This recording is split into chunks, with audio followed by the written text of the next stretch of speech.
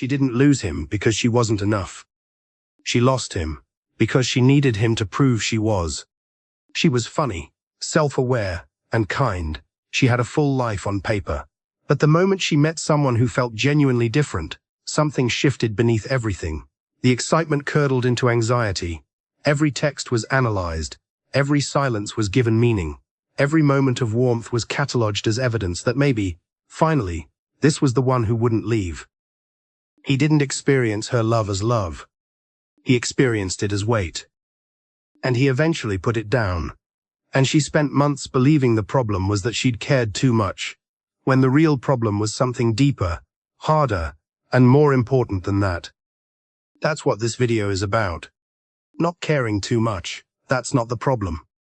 The problem is what the caring is made of. There is a specific kind of suffering that doesn't get enough attention. Not the suffering of wanting nothing, the suffering of wanting something so badly that the wanting itself starts working against you. You know this feeling. It's the 2 AM mental replay. The phone you check before you've fully woken up. The obsessive running of scenarios. What did that mean? What should I do? How do I make this work? Until your own head becomes exhausting to be inside. It's the feeling of gripping something so hard that your hands start to shake. And here's the genuinely brutal part. The grip is the problem. Not your effort, not your ambition, not how much you care. The grip. There's a line between desire and desperation, and it's one of the most consequential lines in human psychology. Today we're going to find it, what it actually is, why crossing it destroys the very things you're reaching for, and what it looks like to want something deeply without being destroyed by wanting. Let's go. On one side of the line, you have desire.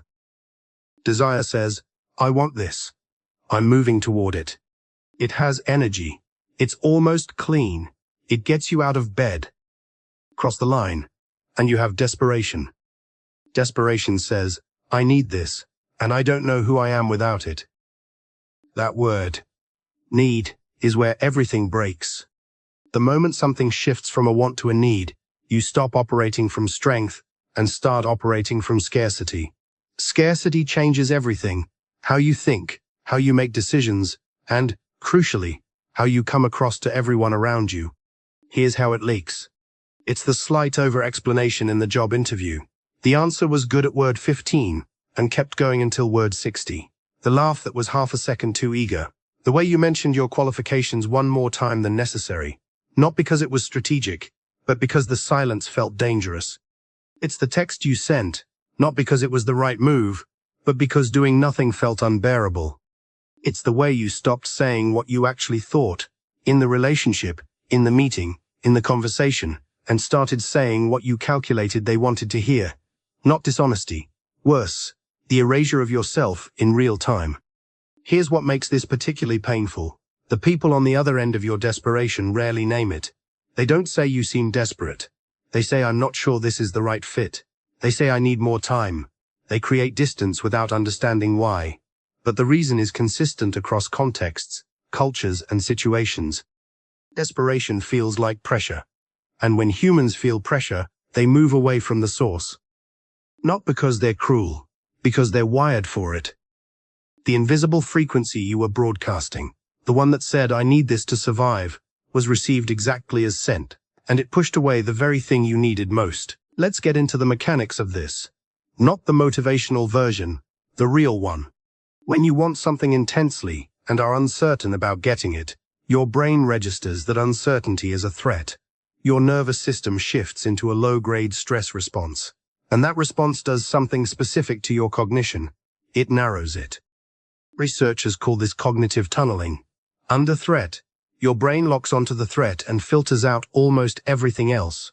You stop seeing the broader picture. You stop reading social cues accurately. You stop being creative. You stop noticing the other doors in the room because you're staring so hard at the one that's closed. You become a one-track machine aimed at the thing you want, and that tunnel vision makes you worse at getting it. You misread signals. You over-pursue. You make the move that felt right in your head, but it lands completely wrong in reality. And then, in the aftermath, you think, why did I do that? That's not even who I am. It's not who you are. It's what scarcity does to your cognition. And underneath that is something even more destabilizing. When your emotional stability, your sense of self, your peace of mind becomes contingent on a specific outcome, you've handed control of your inner state to something you cannot control. And your nervous system knows it. Being powerless is, biologically, dangerous. So anxiety spikes. The obsessive thinking escalates. The need for a signal, any signal, becomes overwhelming. You push when you should wait. You explain when you should be quiet. You act from panic and call it strategy. And the thing you wanted most moves further away. Here's the deepest layer. And this is the part that actually matters. At a certain level of desperation, you stop wanting the thing and start needing it to complete you. The relationship isn't something you want to have. It becomes who you are when you're finally loved. Career success isn't a goal. It becomes proof to yourself, to your parents, to everyone who ever doubted you, that your life has weight. Achievement isn't a destination. It's a rescue operation. When the thing you want becomes the thing that will fix you, you will pursue it with a ferocity that destroys it. Because healthy pursuit is additive. You're adding something to a life that already functions. Desperate pursuit is curative. You're trying to resolve something broken inside you with an external result. And it never works. Not because the thing isn't real or worth wanting, but because no external outcome can close an internal wound. And the thing you were chasing can feel that weight. The person, the employer, the audience, they feel the pressure of being someone's solution. And most people, eventually, put that weight down. Here's the brutal corollary. The desperate pursuit often destroys the thing itself. The woman in the cold open wasn't loving poorly. She was loving from an empty place, from the part of her that needed rescue. The man she was with didn't experience that as love.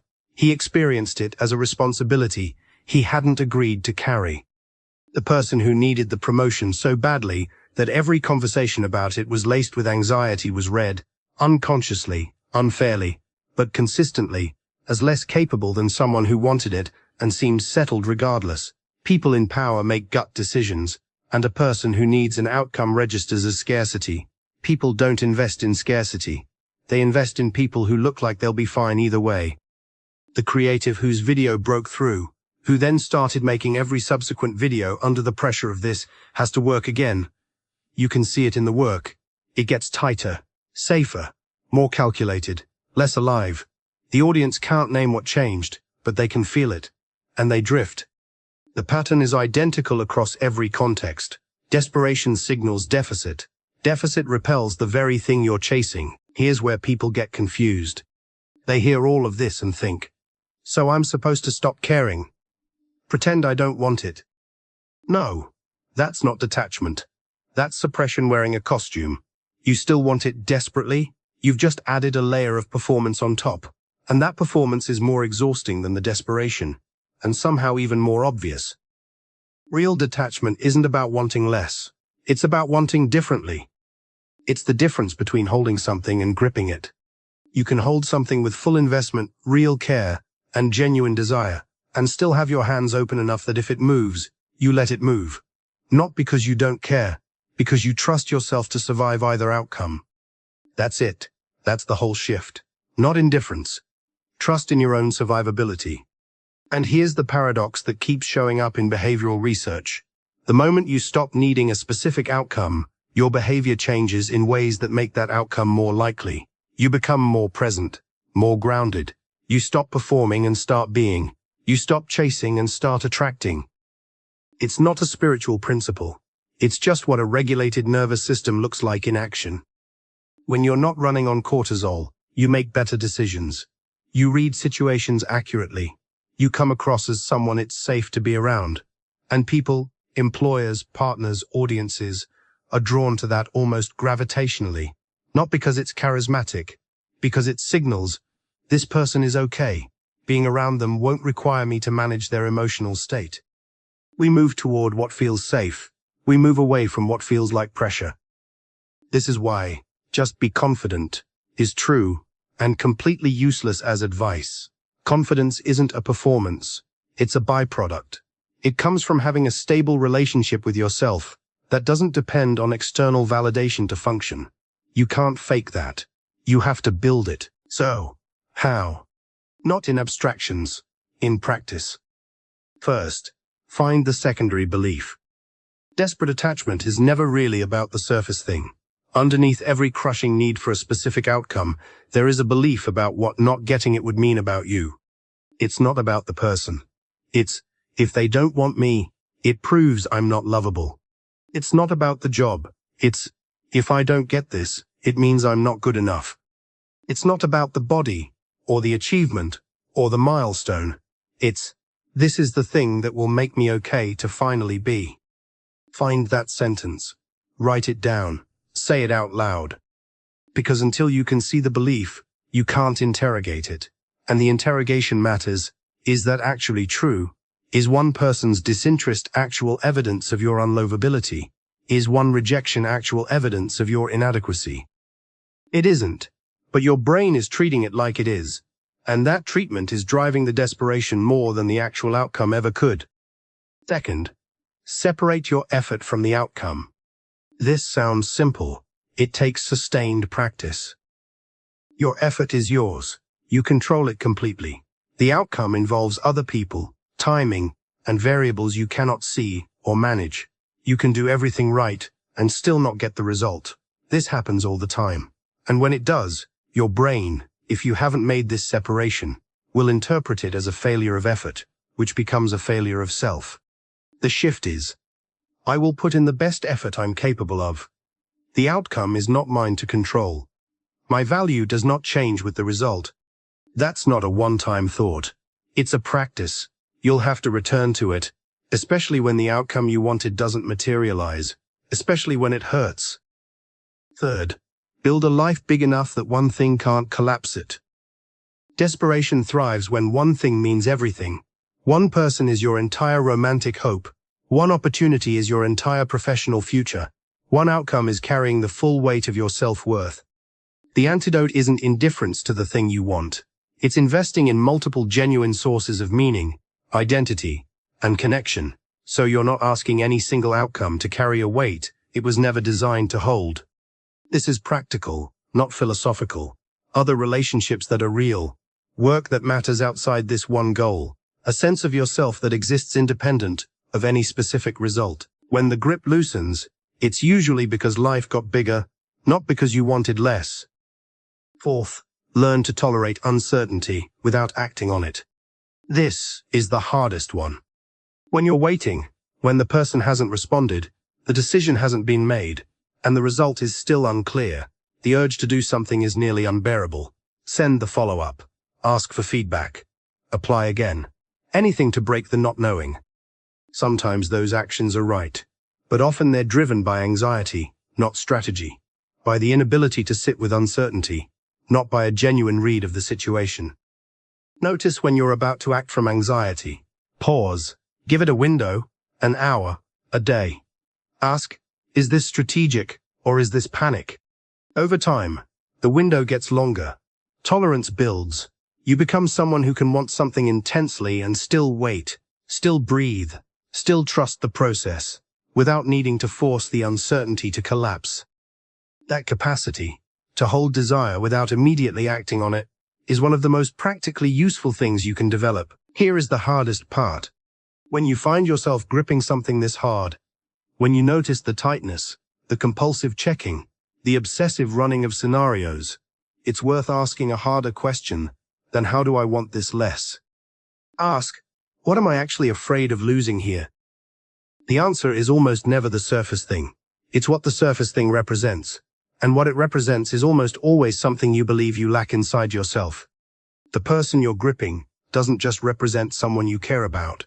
They represent your evidence that you're worth choosing. The career you're desperate for doesn't just represent a job. It represents proof that your effort has meaning and that your life has weight. And here's what's both brutal and important. Getting the thing almost never delivers the feeling you were hoping for. The thing was never the source of the feeling.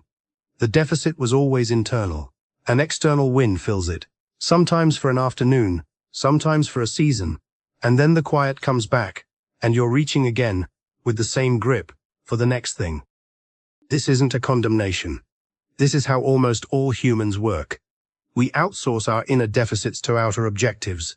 It's understandable, nearly universal, and an exhausting way to live.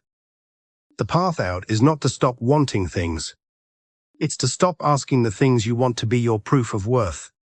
To know, not hope, not perform, but actually know, that a rejection does not make you rejectable as a person, that a failure does not make you a failure as a human.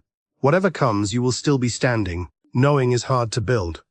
For most people, it requires real work, self-examination, time, and sometimes help. It doesn't arrive from a video. But here's what does arrive from a video, if you let it.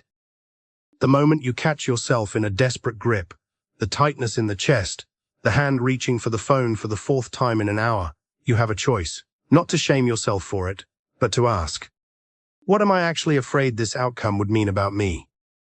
Then sit with that fear long enough to see that it's survivable. Because it is.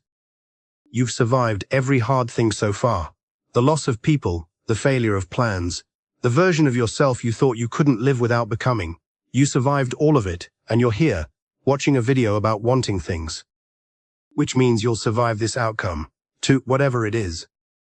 And the moment you genuinely believe that, not perform it, believe it, the grip loosens slightly. And that's when things start to move. Before you click away, one question. What is the one thing you want so badly that the wanting has started to work against you? You know what it is. It's the thing that came to mind in the cold open, the thing you've been checking on, the thing that's been in the background of your life like a low-grade hum. Can you sit with it for just a moment, not to fix it, not to strategize, but to ask honestly, what would it mean about me if this didn't work out? Whatever that answer is, that's the real work. Not the goal. That. If this video found something in you, subscribe. Every week, we go deeper into the psychology of how people actually work, what actually changes, and what it costs to keep living on the surface of things. See you there.